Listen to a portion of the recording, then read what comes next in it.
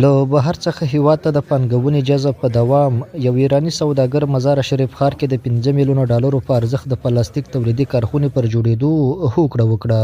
دغه ایرانی پانګوال چې له یو افغان سوداګر سره په ګډه پر 1000 متره مربع ځمکه یاده کارخونه جوړوي وایي په میاشتني ډول به د 1000 ټنه کڅوړه او یو شمېر نورو پلاستیکي توکو د تولید وړتیا ولري. منو حمایت کردن که بتونیم با طریق ایشون حدود 5 میلیون دلار سرمایه گذاری کنیم که بتونیم حداقل 1000 تن در ماه تولید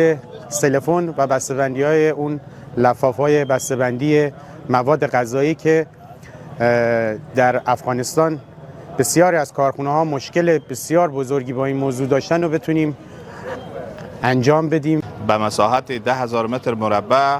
و به میزان سرمایه گذاری 5 میلیون دلار همراه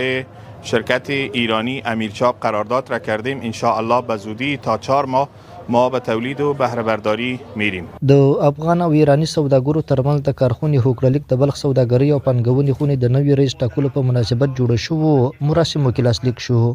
یادو مراسمو کې د سوداګرۍ او پانګونې خونې رئیس وویل چې افغانستان کې د پانګونې هر ډول شرایط برابر شوي او بهر کې پر میشتو پانګوالو یې هیواد ته د راتګ غږ وکړ.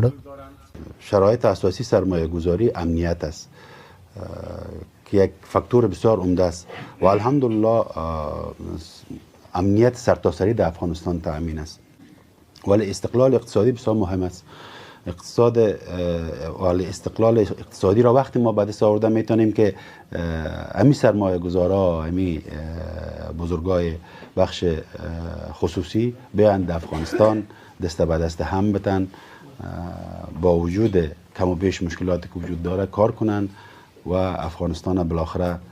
به استقلالیت اقتصادی برسانند. له بلې خوا د بلخ د صنعت او سوداګرۍ ریاست مسؤلین وایي وروستیو کلونو کې په دغه ولایت کې د سلګونه میلیونه ډالرو په ارزښت کورنۍ او بهرنۍ پانګونې شوي دي. د دوی په وینا د امنیت ښه کېدل او پانګونې لپاره د اسانتیاو برابرېدل د دې لامل شوي چې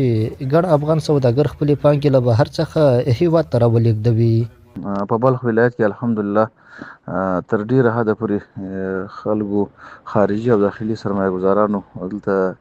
سرمایه گذاری ته زړه ښه کړی دی چې تقریبا په دې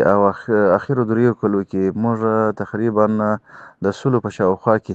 مشترک جوازونه خارجي او داخلي مشترک سرمایه گذاری جوازونه موږ د بلخ ولایت صنعت او سوداګرۍ ریاست څخه ورکړي دي چې اکثرو یې په دغه برخه کې عملاً په بلخ ولایت کې سرمایه گذاری کړې ده او خپل فعالیت شروع کړی دی او تقریبا موږ په 1404 کال کې چې 9 میاشتې تیرې شوي دي موږ تر 200 زیات جوازونه ورکړي دي چې اکثره تولیدي یا